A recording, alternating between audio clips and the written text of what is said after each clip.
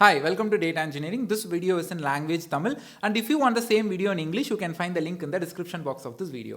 இன்னைக்கு நம்ம பார்க்க போறது டேட்டா இன்ஜினியரிங்கோட மார்க்கெட் எப்படி இருக்க போகுது, 2024ல எப்படி இருந்தது, 2025ல எப்படி இருக்க போகுது அப்படிங்கறத பார்க்க போறோம். அனலிட்டிக்ஸ் இந்தியா மேகசின், அதாவது எய்ம்னு சொல்லப்படுவாங்க இவங்கள. ஸோ இந்த எய்ம் என்ன பண்ணுவாங்க அப்படின்னு பார்த்தீங்கன்னா, data science, artificial intelligent, data இன்ஜினியரிங்கோட ஸ்பேஸில் இருக்கிற சில விஷயங்களை ரிசர்ச் பண்ணி மார்க்கெட் அனாலிசிஸ் பண்ணி ஒவ்வொரு வருஷமும் ட்ரெண்டை வந்து வெளியிடுவாங்க.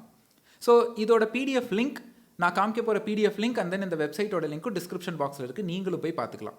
ஓகே, ஸோ இவங்க இந்த டேட்டா இன்ஜினியரிங்கான 2023ல எப்படி இருந்தது, 2024ல எப்படி இருந்தது அப்படிங்கிற ஒரு ட்ரெண்டை வந்து ரிலீஸ் பண்ணியிருக்காங்க. பட் இதை பேஸ் பண்ணி நம்ம அப்கமிங் இயர்ஸில் எப்படி இருக்க போகுதுங்கிறத பார்க்கலாம்.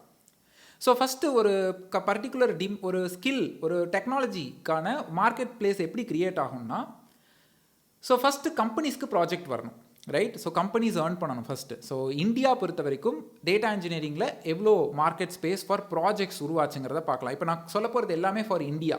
ஓகே, ஸோ ஏன்னா எய்ம் வெளியிட்டிருக்கிற இந்த ரிப்போர்ட் வந்து கம்ப்ளீட்லி ஃபார் இந்தியா தான். ஸோ ஃபஸ்ட்டு ஒரு கம்பெனிக்கு ப்ராஜெக்ட் மார்க்கெட் கிரியேட் ஆகணும், அப்போ தான் ஜாப் மார்க்கெட் கிரியேட் ஆகும், அதுக்கப்புறம் தான் சேலரி மார்க்கெட்டும் கிரியேட் ஆகும், நம்மளும் டிமாண்ட் பண்ண முடியும், அந்த ஸ்கில்லுக்கான டிமாண்டும் இன்க்ரீஸ் ஆகும். இதுதான் ஆர்டர். ஸோ எல்லா கம்பெனிஸ்க்கும் ப்ராஜெக்ட் வரணும், அப்போ தான் ஜாப் ஓப்பனிங்ஸ் வரும், அதுக்கப்புறம் தான் சேலரி நெகோஷியேஷன், ஸ்கில் செட், இது எல்லாமே கிரியேட் ஆகும், ரைட்? ஓகே, ஸோ இவங்களோட கீ ஹைலைட்ஸ் நம்ம பார்க்கலாம். ஸோ இவங்க ஒரு விஷயம் சொல்கிறாங்க, இங்கே பார்த்தீங்கன்னா தெரியும், CAGR, compound annual growth rate. அதாவது இப்போது 33.8% இருக்குது இப்போது டேட்டா இன்ஜினியரிங்கான ஆனுவல் க்ரோத் ரேட். ஸோ இது நெக்ஸ்ட்டு 5 இயர்ஸில் எங்கே போகும் அப்படிங்கிறாங்கன்னா, அதாவது USD டாலரில் சொல்லியிருக்காங்க, 29.1 பில்லியன் 2023ல இருந்தது டேட்டா இன்ஜினியரிங்கான மார்க்கெட் கேப். இது 2028ல் 124 பில்லியனுக்கு ரைஸ் ஆயிரும் அப்படின்றத சொல்கிறாங்க. ஓகே, அடுத்து இதில் வந்து பார்த்திங்கன்னா சீனியர் டேலண்ட் டிமாண்ட் அப்படின்னு இருக்குது. அதாவது 6+ இயர்ஸ் ஆஃப் எக்ஸ்பீரியன்ஸில் இருக்கிற டேட்டா இன்ஜினியர்ஸ்க்கான அந்த ஒரு டிமாண்ட், அந்த டேலண்ட் வந்து 6+ இயர்ஸ் ஆஃப் எக்ஸ்பீரியன்ஸ் டேட்டா இன்ஜினியரிங்கான டேலண்ட் வந்து கிட்டத்தட்ட 27%, இங்கே பாருங்கள் 38% இன்க்ரீஸ் ஆகிருக்கு ஃப்ரம் 2023க்கும் 2024க்கும். அப்போ அவ்வளோ பேர் வந்து டேட்டா இன்ஜினியரிங் ஸ்பேஸ்க்குள்ளே போகிறாங்க அப்படிங்கிறது அர்த்தம். சேலரி க்ரோத், அதாவது 6 to 10 lakhs, இந்த சேலரி க்ரோத் வந்து பார்த்தீங்கன்னா 2023ல் 24% இருந்தது. அதாவது 6 to 10 lakhs வாங்குறவங்களோட எண்ணிக்கை 24% இருந்தது. இப்போ அது 32%, கிட்டத்தட்ட 8% வந்து 2024ல் ஏறி இருக்கு, ரைட்? அதுக்கப்புறம் ஜாப் அவைலபிலிட்டி, 10,000க்கும் மேலே ஜாப் ஓப்பனிங்ஸ் கிரியேட் ஆகிருக்கு இந்த data engineering space in India. Attrition rate, அதாவது டேட்டா இன்ஜினியரிங்கில் ஆல்ரெடி ஒர்க் பண்ணுறவங்க கம்பெனியை விட்டு குயிட் பண்ணிட்டு போகாமல் இருக்கிறது தான், லைக் போகலை அப்படின்னா லைக் அதுதான் அட்ரிஷன் ரேட் இல்லைன்னு அர்த்தம். போகிறாங்க அப்படின்னா அதுதான் அட்ரிஷன் ரேட். ஸோ அது எவ்வளோ கம்மியாக இருக்குன்னா, 18% இருந்தது 2023. டேட்டா இன்ஜினியர்ஸ் ஜாபை குவிட் பண்ணுறதுங்கிறது 18% இருந்தது, 14% 2024ல் குறைஞ்சிருக்கு. Okay, and then sector specific employment in non-IT sectors, the BFSI, அதாவது இது வந்து bank and financial and insurance service செக்டாரில் 49.3% ஆஃப் எம்ப்ளாய்மெண்ட் டேட்டா இன்ஜினியரிங்க்கு கிரியேட் ஆயிருக்கு.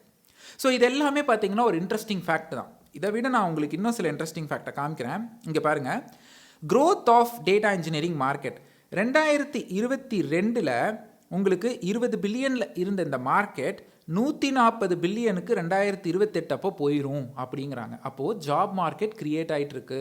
அதாவது not only job market, it's about data engineering market வந்து ஏறிக்கிட்டு தான் இருக்குது வருஷம். அதாவது இட்ஸ் 2028 வரைக்கும் அவங்க ப்ரிடிக்ட் பண்ணதே வந்து it's ever green part. Okay, upon all this AI, generative AI எல்லாம் வந்தாலுமே இதை நீங்கள் அப்ஸ்கில் பண்ணிக்கிட்டே இருந்ததுன்னா, லைக் அப்ஸ்கில் பண்ணிக்கிட்டே இருந்தீங்க அப்படின்னா you will have good opportunity அப்படிங்கிறதா இந்த ரிப்போர்ட் சொல்லுது. ஓகே, ஸோ நெக்ஸ்ட் இன்னொன்று ஒரு ரிப்போர்ட் உங்களுக்கு நான் காமிக்கிறேன், ரைட்?